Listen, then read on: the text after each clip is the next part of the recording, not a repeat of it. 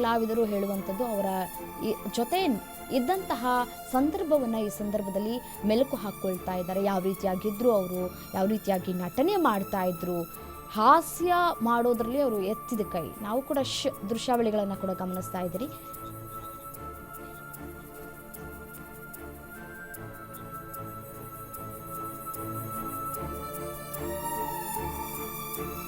ಇದೇ ವಿಚಾರಕ್ಕೆ ಸಂಬಂಧಪಟ್ಟಂತೆ ನಮ್ಮ ಜೊತೆ ಮಾತನಾಡಲಿಕ್ಕೆ ಉಮೇಶ್ ಬಾಣಕರ್ ಅವರು ಫೋನ್ ಸಂಪರ್ಕದಲ್ಲಿದ್ದಾರೆ, ನಿರ್ಮಾಪಕರು. ಸರ್ ನಮಸ್ತೆ. ನಮಸ್ತೆ. ನಮಸ್ತೆ ಮೇಡಮ್. ಸರ್, ಬ್ಯಾಂಕ್ ಜನಾರ್ದನ್ ಅವರು ಇವತ್ತಿಗೆ ನಮ್ಮೊಂದಿಗಿಲ್ಲ. ಅವರ ಜೊತೆ ಕಳೆದಂತಹ ಸಮಯಗಳನ್ನು ನೀವು ಈ ಸಂದರ್ಭದಲ್ಲಿ ಮೆಲುಕು ಹಾಕೋದಾದರೆ? ಮೇಡಮ್, ನನಗೆ ಅವರು ಆಲ್ಮೋಸ್ಟ್ 88-89ರಿಂದ ಗೊತ್ತು ಮೇಡಮ್.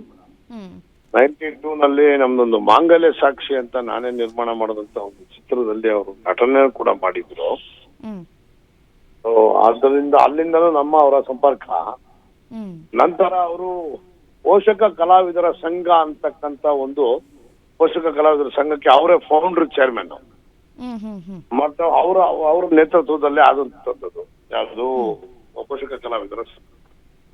ಸೊ ಅದಾದ ಮೇಲೆ ಬಹಳಷ್ಟು ಜನ ಆ ಒಂದು ಪೋಷಕ ಕಲಾವಿದರ ಸಂಘದಲ್ಲಿ ಮೆಂಬರ್ಸ್ಗಳಾದ್ರು.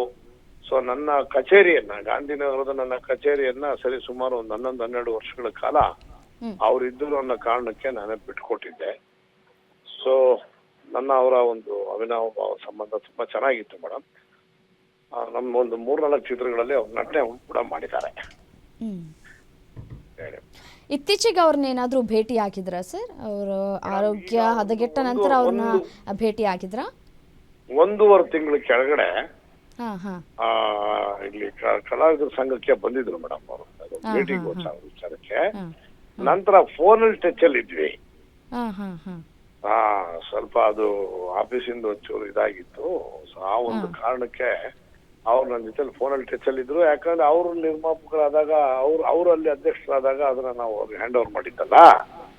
ಸೊ ಆ ಕಾರಣಕ್ಕೆ ಅಂತ ಹೇಳಿ ಅವರು ನನಗೆ ಸತತವಾಗಿ, ಅಂದ್ರೆ 1.5 ತಿಂಗಳಿಂದ ಫೋನಲ್ಲಿ ಟಚ್ ಅಲ್ಲಿ ಇಲ್ಲ ಮೇಡಮ್. ಅವ್ರ ಭೇಟಿನೂ ಆಗಿಲ್ಲ, ನನ್ ಇದ್ರಲ್ಲೂ ಇಲ್ಲ, ಅಂದ್ರೆ ಫೋನಲ್ಲೂ ಕೂಡ ಟಚ್ ಅಲ್ಲಿ ಇಲ್ಲ. ಹುಷಾರಿಲ್ಲ ಅಂತ ಕೇಳ್ಪಟ್ಟಿದ್ದೆ. ಅವರು ಸುಮಾರು ಸರಿಯಾಗಿ ಹುಷಾರಿಲ್ದಂಗೆ ಡಿಸ್ಚಾರ್ಜ್ ಆಗಿದ್ರು. ಹೌದು. ಬಟ್ ಇವತ್ತು ಏನೋ ಮಲ್ಟಿ ಆರ್ಗನ್ಸ್ ಇದಾಗಿದೆ, ಫೇಲ್ಯೂರ್ ಆಗಿದೆ ಅನ್ನೋದನ್ನೆಲ್ಲ ಕೇಳ್ಪಟ್ಟೆ. ರಾತ್ರಿ 2:30 ಈ ರೀತಿ ಆಯ್ತು ಅಂತ. ಅದು ಬಟ್ ಎಲ್ಲರ ಜೊತೆಲೂ ತುಂಬಾ ಲವಲವಿಕೆಯಿಂದ ಇದ್ದಂತಹ ಒಂದು ವ್ಯಕ್ತಿತ್ವ. ಸಣ್ಣವರು ದೊಡ್ಡವರು, ಸಣ್ಣ ಕಲಾವಿದರು, ಹೊಸ ಕಲಾವಿದರು, ದೊಡ್ಡ ಕಲಾವಿದರು ಅನ್ನೋ ಒಂದು ಭೇದ ಭಾವ ಇಲ್ದೇ ಅವರ ಮತ್ತೆ ಜಗ್ಗೇಶ್ ಅವರ ಒಂದು ಕಾಂಬಿನೇಷನ್ ಸುಮಾರು ಚಿತ್ರಗಳಲ್ಲಿ ನಾವು ನೋಡಬಹುದಾಗಿತ್ತು. ನಷ್ಟ ಮೇಡಮ್. ಸೆಟ್ ಅಲ್ಲಿ ಯಾವ ರೀತಿಯಾಗಿರ್ತಾ ಇದ್ರು ಸರ್ ಜನಾರ್ದನ್ ಸರ್?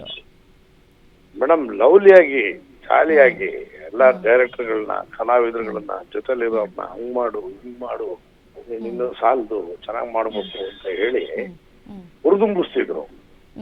ಹೊಸದಾಗಿ ಬಂದಂತ ಕಲಾವಿದರುಗಳು ಯಾರನ್ನ ಇದ್ರೆ ಅವ್ರಿಗೆ ಈ ರೀತಿ ಮಾಡ್ಬೇಕಪ್ಪ, ಈ ರೀತಿ ಮಾಡ್ಬೇಕಪ್ಪ ಅಂತ ಹೇಳಿ ಅವ್ರಿಗೆ ಹುರಿದುಂಬಿಸಿ, ಇವ್ರು ಆಕ್ಟ್ ಮಾಡೋದನ್ನ ಬಿಟ್ಟು ನಾನು ಬರೀ ನಿನ್ನ ಅಬ್ಸರ್ವ್ ಮಾಡೋದೇ ಆಗೋಗ್ಬಿಟ್ಟಿದೆ ಅನ್ನೋ ಅಂತ ಒಂದು ವ್ಯಕ್ತಿತ್ವ. ತಾನ್ ಏನ್ ಮಾಡ್ಬೇಕು ಅನ್ನೋದನ್ನ ಬಿಟ್ಟು ಈತ ಸರಿಯಾಗಿ ಮಾಡ್ತಾ ಇದನೋ ಇಲ್ವಾ ಅಂತ ನೋಡ್ಕೊಂಡು ಅವ್ರಿಗೆ ಸಜೆಸ್ಟ್ ಮಾಡ್ತಕ್ಕಂತ ಒಂದು ವ್ಯಕ್ತಿತ್ವವನ್ನು ಹೊಂದಿದ್ರು. Nice man. ತುಂಬಾ ಒಂದು ಒಳ್ಳೆ ಜಾಲಿಯಾಗಿ, ಲವ್ಲಿಯಾಗಿ, ನಗ್ನಗ್ತಾ ಎಲ್ಲರ ಜೊತೆ ಒಂದೊಮ್ಮೆ ಹಣ ಆದ್ರೂ ಅಷ್ಟೇ ನಿರ್ಮಾಪಕರುಗಳನ್ನ ಹಣ ಕೇಳ್ತಿದ್ದು ತುಂಬಾ ಒಂಥರ ರಿಕ್ವೆಸ್ಟಿಂಗ್ ಅಲ್ಲೇ ಇರ್ತಿದ್ರು ಅಂತ ಒಂದು ದೊಡ್ಡ ವ್ಯಕ್ತಿತ್ವ ಮೇಡಮ್. ಸರ್, ಇನ್ನೊಂದು ವಿಚಾರ ಏನಪ್ಪಾ ಅಂತಂದ್ರೆ, ನೀವು ಮತ್ತೆ ಅವರು ಒಂದಷ್ಟು ಸಮಯವನ್ನ ಕಳೆದಿರ್ತೀರಿ. ಅವರು ನಿಮ್ಮ ಜೊತೆಯಾಗಿ ಯಾವ ರೀತಿಯಾಗಿ ಇರ್ತಾ ಇದ್ರು? ಯಾವ್ದಾದ್ರು ಒಂದು ಇನ್ಸಿಡೆಂಟ್ನ ಈ ಸಂದರ್ಭದಲ್ಲಿ ನೆನ್ಪು ಮಾಡ್ಕೊಳ್ಳೋದಾದ್ರೆ? ಇಲ್ಲ ಮೇಡಮ್, ನಮ್ದು 92ನಲ್ಲಿ ನಾನು ಒಂದು ಚಿತ್ರ ಮಾಂಗಲ್ಯ ಸಾಕ್ಷಿ ಅನ್ನೋ ಚಿತ್ರದಲ್ಲಿ ಅವ್ರು ನಟನೆ ಮಾಡ್ತಾ ಇದ್ರು. ಆ ನಟನೆ ಸಂದರ್ಭದಲ್ಲಿ ಅವರು ಬರೋದು ಸ್ವಲ್ಪ ತಡ ಆಗಿತ್ತು. ನನಗೆ ಸಂಬಂಧಪಟ್ಟವ್ರು ಯಾರೋ ಬಂದು ಹೇಳಿದ್ರು, ಇಲ್ಲ ಈ ರೀತಿ ಬ್ಯಾಂಕ್ ಜನಾರ್ದನ್ ಅವರು 1 hour ಲೇಟ್ ಆಗಿ ಬಂದ್ರು ಅಂತ. ಸೊ ನಾನು ಸುಮ್ಮನೆ ಜನರಲ್ ಆಗಿ ಅಂದ್ರೆ ನನ್ನ ಹೋಗ ಬರೋ ಅಂತಾನೆ ಮಾತಾಡ್ತಿದ್ದು. ಅವ್ರು ನನಗಿನ ವಯಸ್ಸಲ್ಲಿ ದೊಡ್ಡವರಾದ್ರೂ ಕೂಡ ಅವ್ರು ನನ್ನ ಹಂಗೆ ಮಾತಾಡಿಸ್ತಿದ್ರು. ನಾನು ನಿರ್ಮಾಪಕನಾದಾಗ್ಲಿ ಅವರು ಒಬ್ಬ ಹಿರಿಯರಾದಾಗ್ಲಿ ನನಗೂ ಇರ್ಲಿಲ್ಲ, ಅವ್ರಿಗೂ ಇರ್ಲಿಲ್ಲ. 1 ಅವರ್ ಲೇಟ್ ಆಗಿ ಬಂದ್ರು ಅಂತ ಗೊತ್ತಾದ ತಕ್ಷಣ ನಾನು ಕೇಳಿದೆ, ಮಧ್ಯಾಹ್ನ ಸಂಜೆ ಊಟ ಆಗ್ಬಿಟ್ಟು ಟಿಫನ್ ಮಾಡೋ ಟೈಮಲ್ಲಿ, ಏನಪ್ಪ ಏನೋ ಬೆಳಿಗ್ಗೆ 1 ಅವರ್ ಲೇಟ್ ಆಗಿ ಬಂದಂತೆ, ಯಾಕೆ ಅಂತೆ. ಹೌದು 1 ಅವರ್ ಲೇಟ್ ಆಗಿ ಬಂದೆ, ಆದ್ರೆ ನಿಮ್ ಡ್ರೈವರ್ ಎಷ್ಟೊತ್ತಿಗೆ ಬಂದ ಅಂತ ಕೇಳು.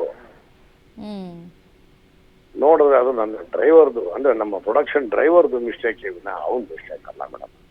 ಆಮೇಲೆ ಹೇಳ್ದ ಅಂತ ನನಗೆ ಕ್ಲಾರಿಫಿಕೇಶನ್ ಸಿಕ್ತು. ಸಾರಿ ಗುರು, ನಾನು ಗೊತ್ತಿಲ್ದಂಗೆ ಕೇಳ್ಬಿಟ್ಟೆ ಅಂತಂದೆ. ಇಲ್ಲ ನೀನ್ ಕೇಳಿದ್ ತಪ್ಪಲ್ಲ, ಆದ್ರೆ ನಾನು ಬ್ಯಾಂಕಲ್ಲಿ ಕೆಲಸ ಮಾಡೋಣಪ್ಪ, ನಮ್ದೆಲ್ಲ ಬ್ಯಾಂಕ್ ಡ್ಯೂಟಿ, ಆ ಟೈಮು ಕರೆಕ್ಟಾಗಿ ಇಟ್ಬಿಡ್ತೀವಿ, ಆ ಟೈಮು ಕರೆಕ್ಟಾಗಿ ಎಕ್ಸಿಟ್ ಆಗ್ಬಿಡ್ತೀವಿ.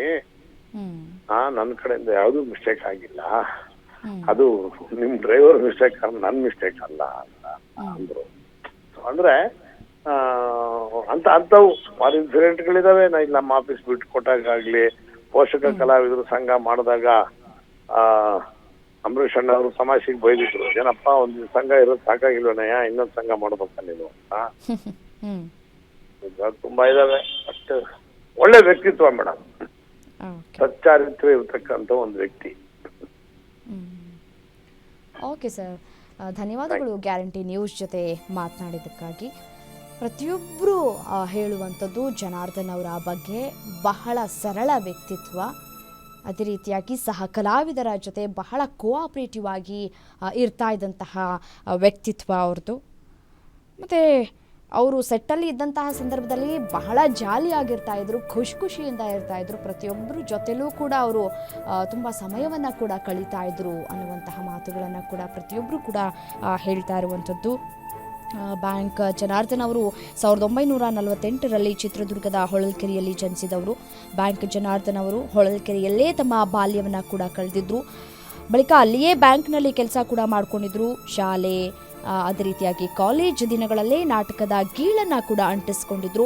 ನಾಟಕಗಳಲ್ಲಿ ಅಭಿನಯ ಮಾಡ್ತಾ 1991ರಿಂದ ಕೂಡ ಸಿನಿಮಾ ರಂಗದ ಕಡೆ ಮುಖ ಮಾಡಿದ್ರು. ಬ್ಯಾಂಕ್ ಜನಾರ್ದನ್ ಕನ್ನಡದ ಪ್ರಖ್ಯಾತ ಹಾಸ್ಯ ನಟರಲ್ಲಿ